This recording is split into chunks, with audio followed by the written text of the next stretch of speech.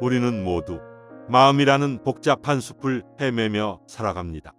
이 어지러운 마음을 다스리기 위해 인류가 찾아낸 오랜 지혜의 길이 있습니다.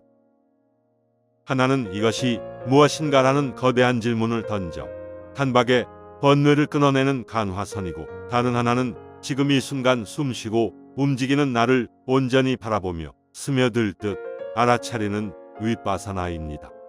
하나는 불꽃처럼 뜨겁게 타오르고, 하나는 흐르는 물처럼 맑게 스며듭니다.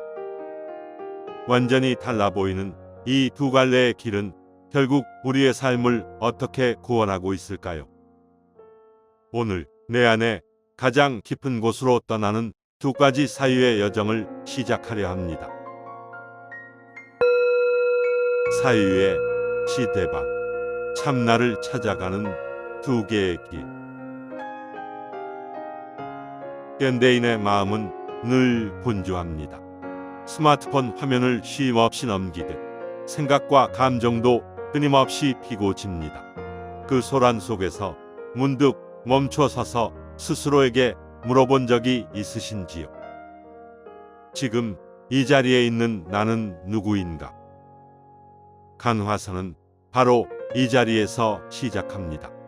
어설픈 대답을 허용하지 않는 거대하고 단단한 벽, 즉 화두를 마음에 품는 일입니다. 이 뭣고 이것이 무엇인가? 이 한마디 의심을 송곳처럼 날카롭게 벼려내어 내 안의 모든 잡념을 그 끝으로 모읍니다. 생각의 꼬리를 무는 것이 아니라 생각이 일어나는 그 뿌리 자체를 거대한 의문으로, 통째로 가로막는 것이지요. 마치 꽉 막힌 은산 철벽 앞에 선 것처럼 더 이상 갈 곳이 없어 온몸의 에너지가 하나의 의심으로 응축될 때, 간화선은 그 벽을 단박에 부수고 들어가는 번개 같은 깨달음을 향해 갑니다.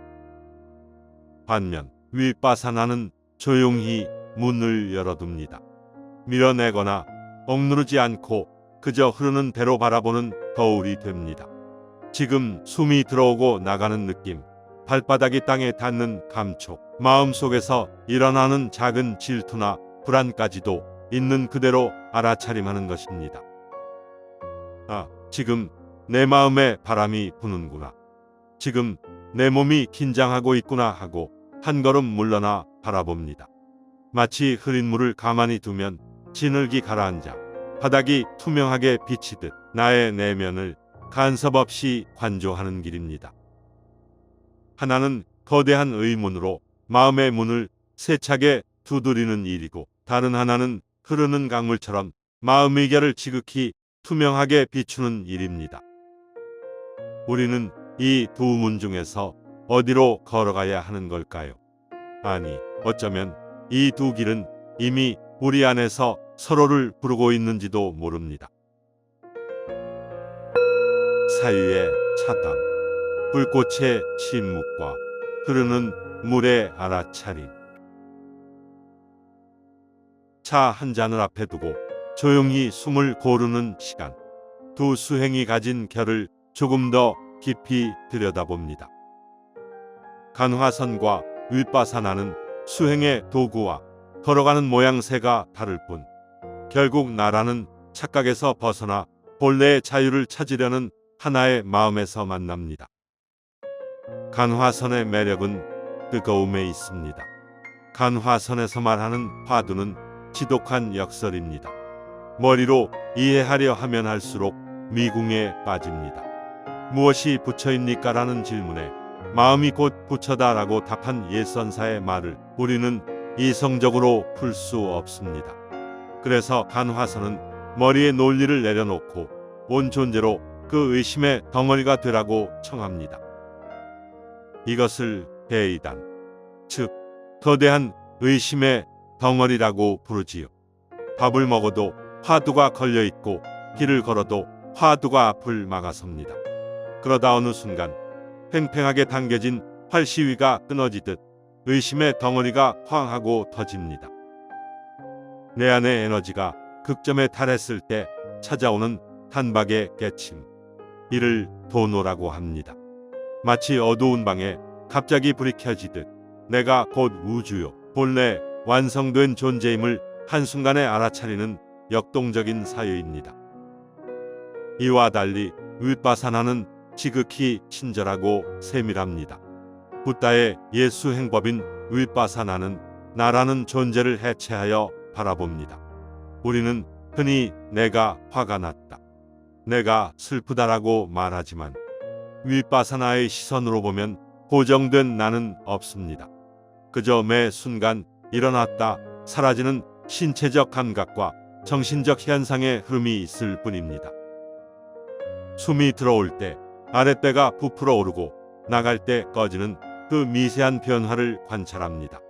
걷고 있을 때는 왼발이 들리고 앞으로 나아가고 땅에 닿는 그 감각의 순간순간을 포착합니다.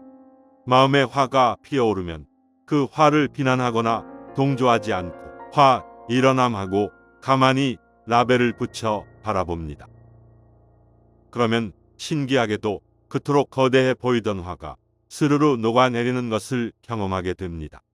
모든 것은 변한다는 무상의 진리를 이론이 아니라 내 몸과 마음의 감각으로 직접 체험하는 서정적인 사유입니다. 이렇게 보면 간화선은 칼로 무자르듯 번뇌의 목을 단번에 베어버리는 장수의 기상이 느껴지고, 윗바사나는 숲길을 걸으며 잎사귀 하나, 바람 한 점의 움직임을 놓치지 않는 시인의 섬세함이 닮았습니다. 간화선이 존재의 본질을 향해 곧장 날아가는 화살이라면 윗바사나는 존재의 현상을 하나하나 지려밟으며 나아가는 걸음입니다. 하지만 이 차이는 결코 대립이 아닙니다. 불꽃이 타오르기 위해서는 고요한 공기가 필요하고 흐르는 물이 맑음을 유지하려면 멈추지 않는 동력이 필요하듯 두 길은 동전의 양면과 같습니다. 화두를 들기 위해서는 마음의 고요한 알아차림이 단단히 밑바탕이 되어야 하고, 매 순간을 알아차리기 위해서는 이 알아차리는 자는 누구인가라는 깊은 의문이 스며 있어야 하기 때문입니다. 결국 두 갈래의 길은 내 마음의 바다로 흘러드는 같은 물줄기인 셈입니다. 사유의 갈무리, 삶이라는 가장 아름다운 수행처. 프랑스의 실존주의 철학자 장폴 사르트르는 인간을 그 스스로가 만들어가는 존재라고 했습니다. 고정된 본질이 없기에 매 순간 어떤 선택을 하고 무엇에 집중하느냐에 따라 나의 존재가 결정된다는 뜻이겠지요. 간화선과 윗바사나 역시 우리에게 같은 질문을 던집니다. 외부의 소음에 끌려다니는 노예로 살 것인가? 아니면 내면의 주인이 될 것인가? 두 수행의 역사를 넘나드는 복잡한 이론을 다 알지 못해도 좋습니다. 중요한 것은 오늘을 살아가는 우리의 태도입니다. 하루 중 단 5분만이라도 모든 자극을 끄고 가만히 앉아 지금 숨 쉬고 있는 이것은 무엇인가 하고 마음에 묵직한 물음표 하나를 던질 수 있다면 우리는 이미 간화선의 불꽃을 품은 것입니다.